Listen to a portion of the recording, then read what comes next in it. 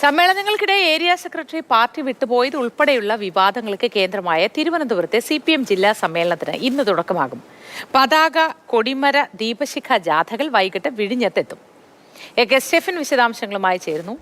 സ്റ്റെഫിൻ, CPMന് പൊതുവിൽ കൊല്ലത്തും ആലപ്പുഴയിലും ഒക്കെ വലിയ പ്രശ്നങ്ങൾ നേരിടുന്ന സമയമാണ്. വിഭാഗീയ പ്രശ്നങ്ങളുണ്ട്. അതുപോലെ തന്നെ തിരുവനന്തപുരത്തും ചർച്ച ചെയ്യപ്പെട്ടതാണ്. ഏരിയ സെക്രട്ടറിയൊക്കെ സമ്മേളന സമയത്തുനിന്ന് ഇറങ്ങിപ്പോയതടക്കമുള്ള കാര്യങ്ങൾ ഇതെല്ലാം ചർച്ചയാകുമായിരിക്കും. വിശദാംശങ്ങൾ എന്തൊക്കെയാണ് സ്റ്റെഫിൻ? മോദി, തിരുവനന്തപുരത്തെ സംബന്ധിച്ചിടത്തോളം പ്രകടമായ ഒരു വിഭാഗീയത CPMനുള്ളിൽ ഇല്ല എങ്കിൽ പോലും മംഗലപുരം ഏരിയ സെക്രട്ടറി ആയിരുന്ന മധു മുല്ലശ്ശേരിയുടെ ഇറങ്ങിപ്പോക്ക്, പിന്നീട് അദ്ദേഹം BJPയിൽ ചേർന്നതൊക്കെ തന്നെ പാർട്ടിക്ക് ക്ഷീണമായിട്ടുണ്ട്. 19 ഏരിയ കമ്മിറ്റികളാണ് തിരുവനന്തപുരത്ത് CPMനുള്ളത്. അതിൽ ആകെപ്പാടെ ഒരു പ്രശ്നം ഉണ്ടായത് മംഗലപുരത്ത് മാത്രമാണ്.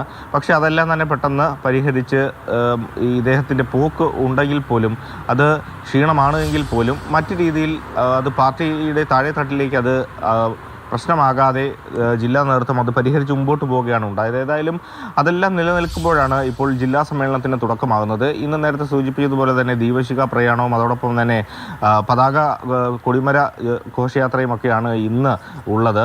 നാളെ മുതലാണ് പ്രതിനിധി സമ്മേളനം. ആ പ്രതിനിധി സമ്മേളനത്തിലായിരിക്കും ജില്ലയിൽ ഉള്ള പ്രശ്നങ്ങൾ, പാർട്ടിയുടെ സംഘടനാപരമായിട്ടുള്ള കാര്യങ്ങൾ, എന്തൊക്കെ തിരുത്തൽ പാർട്ടിക്ക് വേണമെന്നുള്ള കാര്യങ്ങൾ, അതോടൊപ്പം തന്നെ സർക്കാരിനെയും പാർട്ടിയെയും വിശകലനം ചെയ്തുകൊണ്ടുള്ള വിശദമായ ചർച്ച നടക്കുന്നതൊക്കെ തന്നെ നാളെയും അടുത്ത ദിവസങ്ങളിലുമൊക്കെയാണ്. 23-ാം തീയതിയാണ് ജില്ലാ സമ്മേളനം സമാപിക്കുക.